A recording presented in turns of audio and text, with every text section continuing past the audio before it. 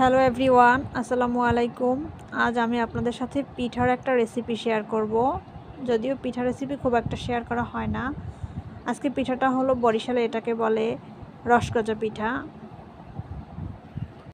এই পিঠাটা বানানোর জন্য প্রথমে আটাটা ভালো করে সিদ্ধ করে নিতে হয়। এরপরে একটা ডিম সেটাকে ভালোভাবে ফেটে তারপরে আটার সাথে মিলিয়ে কিছু সময় মেখে এটাকে একদম নরম করতে হয়।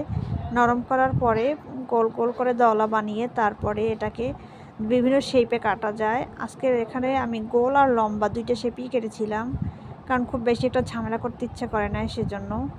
যাই হোক, কাটা হয়ে গেলে তেলে এটাকে ভালোভাবে ভেজে নিতে হয়। এই যে লাল লাল করে ভেজে নিয়েছে আমি।